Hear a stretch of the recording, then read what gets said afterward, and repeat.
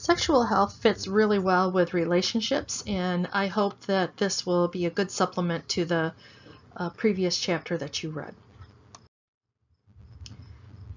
The important components on this PowerPoint or presentation is really identifying some key things and recognizing that this is your personal journey and that it's important to understand what's available on campus, where to get help, how to reduce your risk, and also be able to recognize the consequences of unplanned pregnancy and so forth. So the thing to think about as you ponder this information is, how do you define your own sexuality? So your sexuality is shaped by you, and it's determined by many, many factors.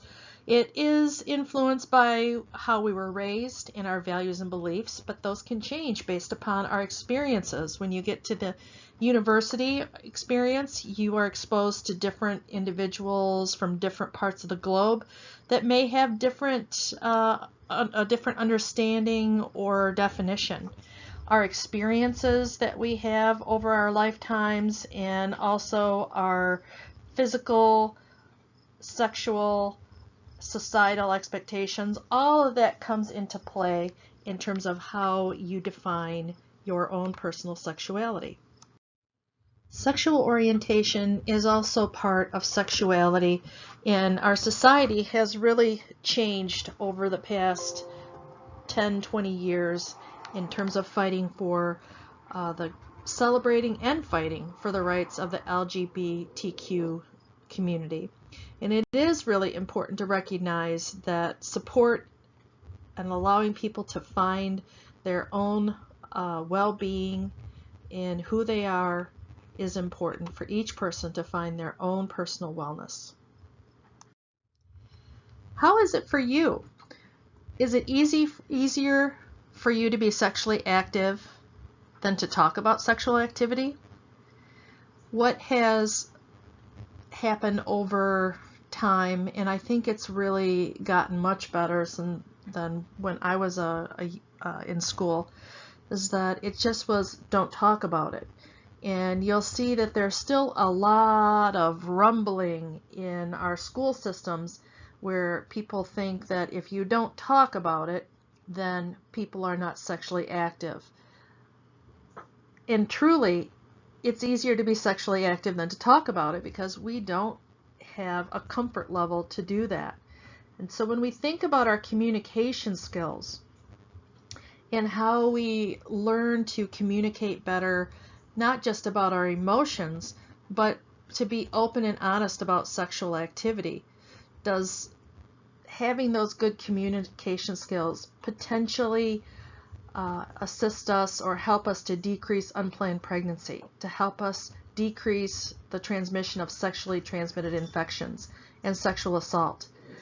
Our ability to communicate and talk about our sexual health is really critical for us to move forward and to do better than the previous generation. You have many rights and responsibilities, and as we maintain our sexual health, we really want to make sure that we have the ability to say no. We have privacy, safety, sexual health care, equity.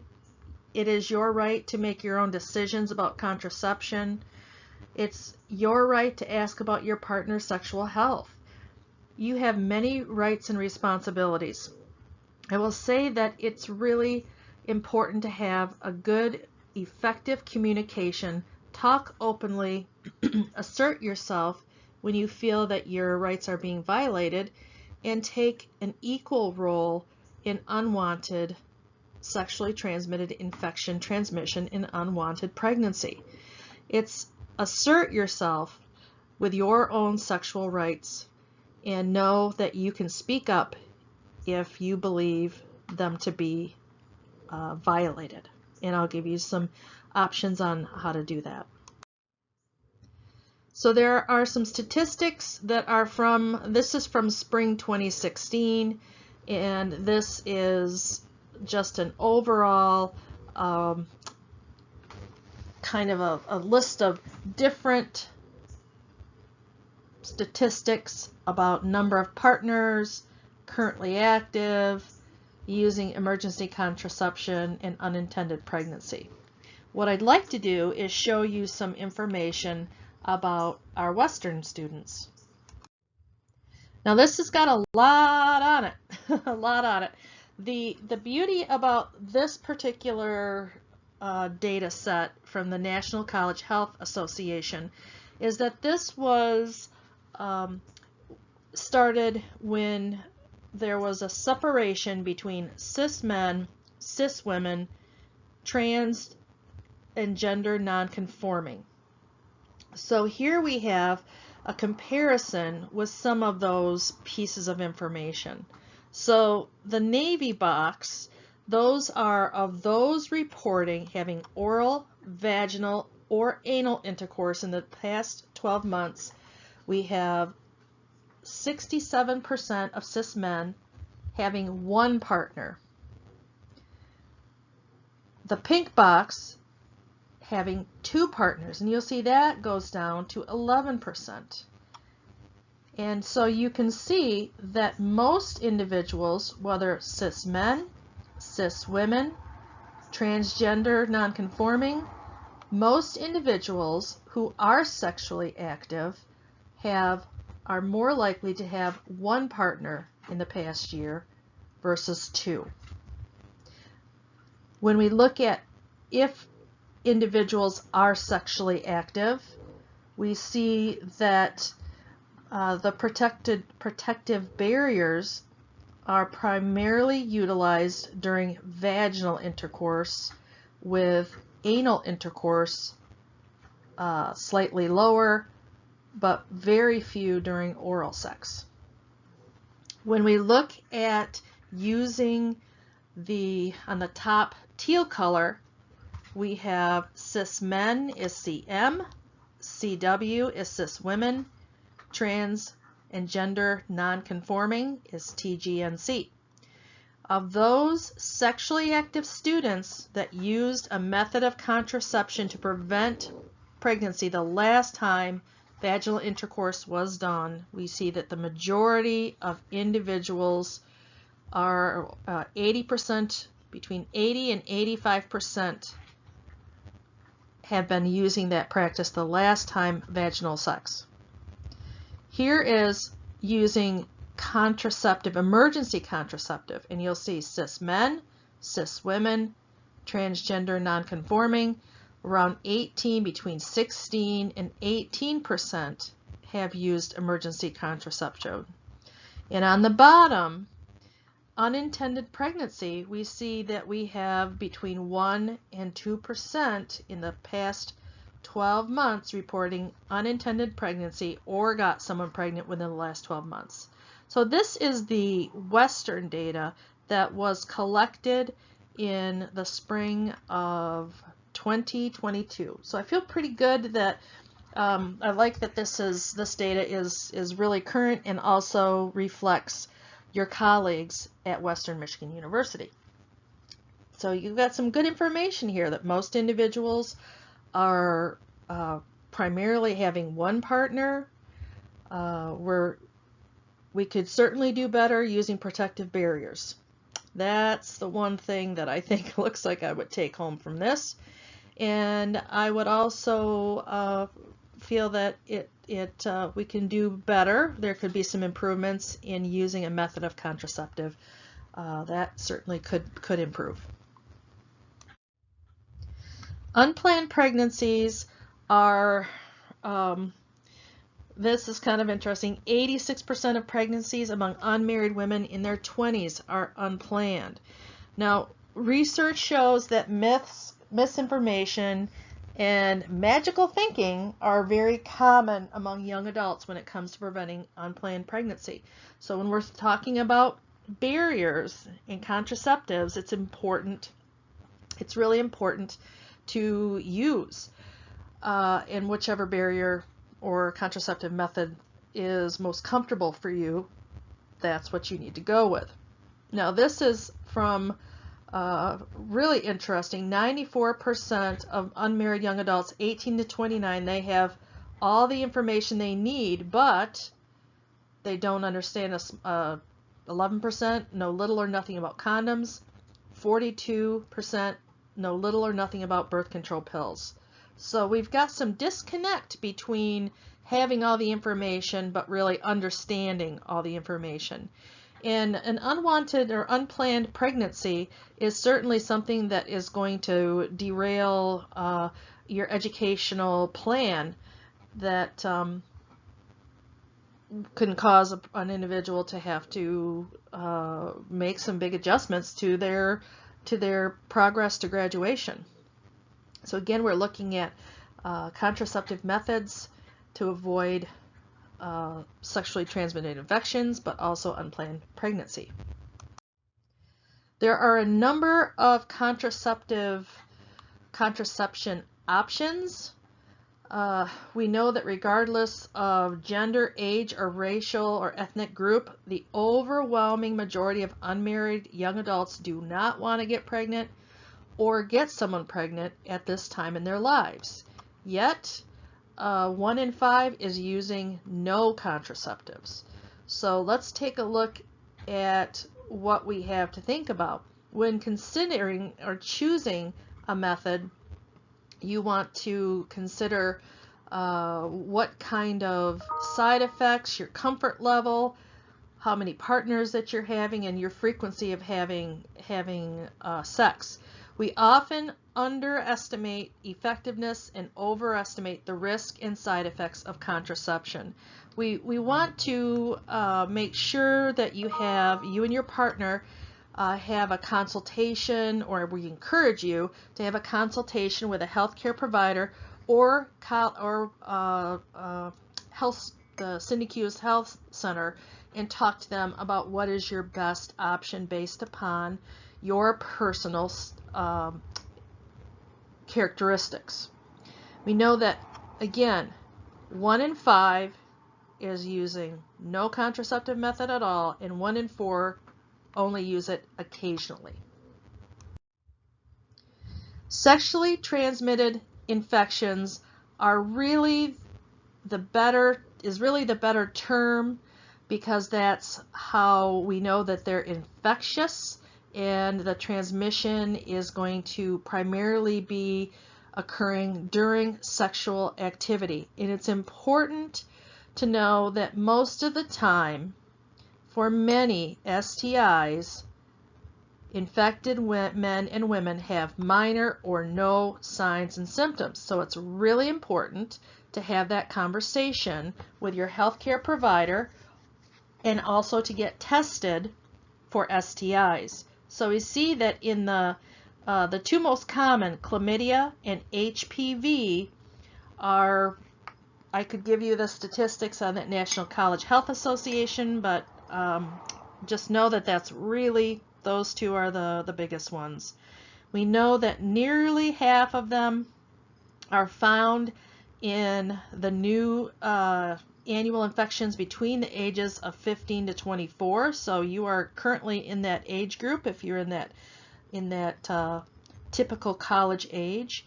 And 1 in 4 sexually active girls have an STI, which is pretty outstanding. We know that the sexually transmitted infections are primarily bacterial, protozoan, or viral. Viral, those are the ones that cannot be cured. They're present throughout life. They come and go depending upon often stress or immune function. So we have herpes, human papillomavirus, Hep B, HIV/AIDS. They're not cured by antibiotics. Protozoans, one real common is Trichomonas. I always have a hard time with that. Vaginalis, or commonly known as Trick. That one is treated with antibiotics. And the bacterial, the two common ones are chlamydia and gonorrhea, and also pelvic inflammatory disease. These are the ones that are also treated and cured with antibiotics. Now, if you want to have that conversation with your partner about getting tested for STIs, and women, when they have their annual exam, go ahead and get tested. It's just part of the battery, and it's important to know if you are carrying an STI and can get the treatment. Also important, newborns and infants can be at risk for contracting these STIs from the mother before, during, or after birth. So we want to be persistent and consistent with condoms to help to reduce the risk. So how do you protect yourself from getting an STI? Well, this is your personal journey. There are some facts at the cdc.gov/STD/prevention that you can go to. Notice it's an STD, sexually transmitted diseases. They haven't changed that name to STI because it has been in place for a long time, and I think that the CDC is not going to make that adjustment. But you'll find all the information that you need. Deciding how to handle an unintended pregnancy is difficult. There are options: abortion, adoption, and also parenting. It's important to know the process, options, and consequences so you can make a good choice, an informed choice, and that way you can feel that you've made the right choice for you and your partner. Induced abortions is intentionally removing the fetus by medication or instruments. A therapeutic abortion, induced abortion, is done if there are perhaps a congenital or genetic disorder in the child, risk of the mother to save their life, and there are certain chronic diseases that would pregnancy could put a mother's life at risk. And it also could be if there is multiple pregnancies. An elective is done for any other reason. So the therapeutic is there's a purpose. An elective is for any other reason. It could be just a choice. I'm not ready right now. It's considered low risk. However, having multiple abortions can make future pregnancies very complicated, and it can be tough psychologically, and it can be difficult for a relationship. So there needs to be avoiding an unplanned pregnancy is the best option, although it's not always what, it can still happen. There are chances of having an unwanted pregnancy even though you have used contraceptives, although it's very low. There are also, we want to make sure that we discuss, or that you have the understanding about assault and harassment. These are the definitions that we have on campus here. Harassment is any unwelcome sexual advance or asking for favors, and it also can be verbal, physical, anything, and it could be harassment based on gender identity. That's harassment. Sexual assault is having or attempting to have sexual intercourse with another individual. There is an indication of force without consent, or if an individual is incapacitated, which would mean somebody is perhaps passed out or drugged, passed out with alcohol or any kind of drug. Non-consensual sexual contact is having sexual contact with another individual by force, without consent, or when the person is incapacitated. So there's just 3 different definitions right there. Now we know that sexual misconduct can be committed by men or women. It can happen between people of the same or different sex. Harassment, non-communication is lack of consent. Non-communication. If you cannot give consent, legal consent, that is sexual harassment. You can be asleep, incapacitated, unable to communicate due to physical or mental impairment, threatened, coerced, or under the age of 16. This is where our sexual misconduct information is housed on our webpage. I want to show you really quickly, when we think about sexual misconduct, I wanted to just give you a chance to take a look at what this looks like. This is September 2020 through August 2021. And here we have the biggest numbers. We have 9 intimate partner violence dating. And you can see here how it was, what the outcome.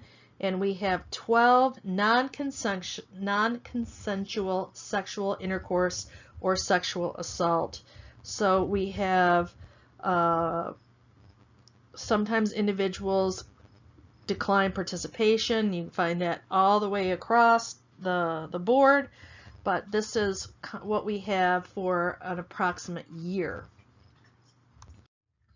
And this also has continued on with exploitation, sexual harassment, stalking, but here we have total sexual misconduct incidents, 48. If you add the consultations, you have 76 total incidents in a year.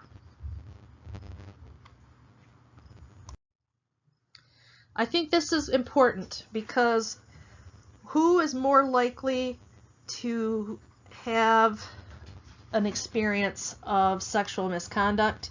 And you'll see that freshmen and sophomores are in senior. We have, this is in terms of classification. These are individuals that report. Freshman is really at the top of the button. And we also have some community members and then an anonymous. So being aware of your rights and knowing where to go is really important. The misconduct policy, there is an incident reporting form on that sexual misconduct page, and you can use an online form, and you can always, getting it started, it's better to start it and then work through. You can always decline and say, I changed my mind, but as soon as possible, you want to report that. Drug-facilitated sexual assault. There are at least 3 drugs that have been commonly used and called date rape drugs.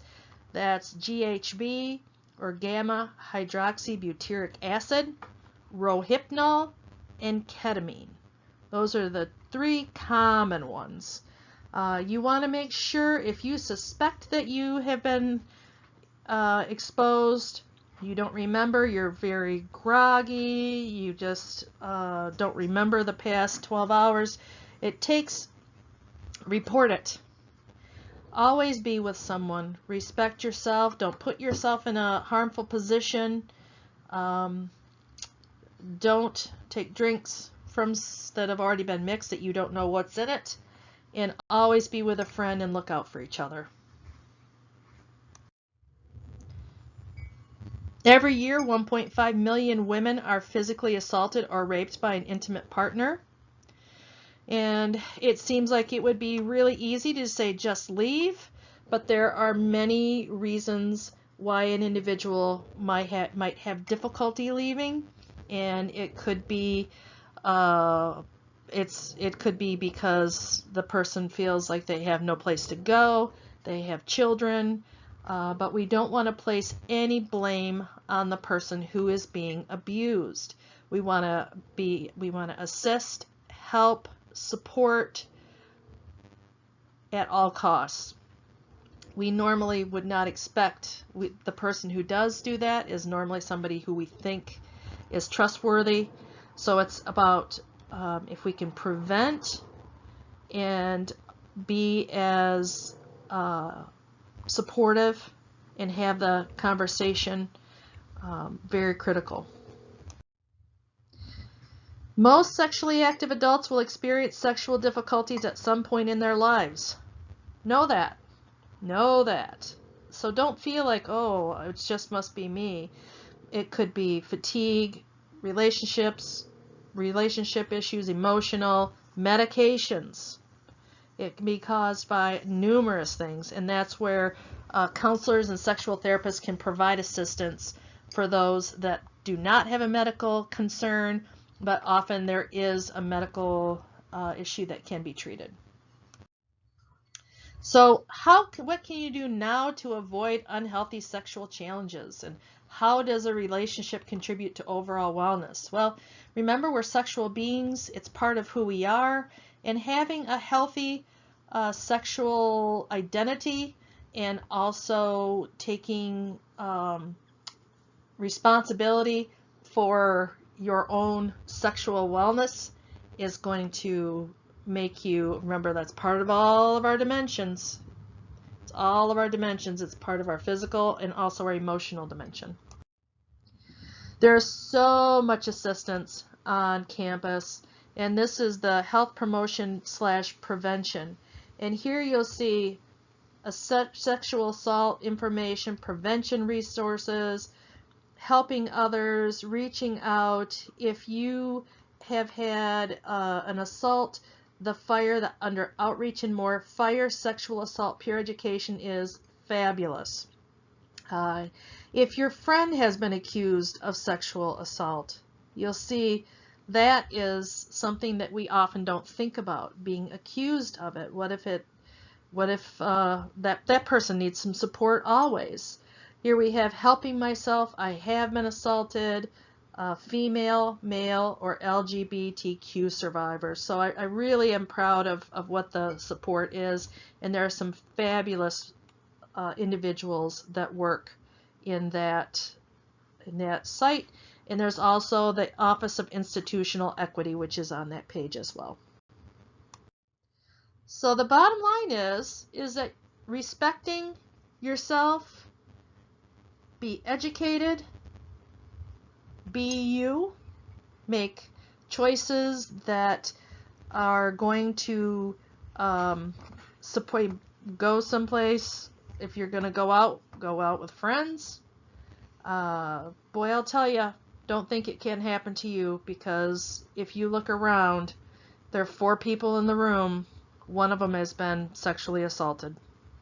So it is something that I know that we all know an individual. And make sure that you have your sexual relations in the context of your entire beautiful life.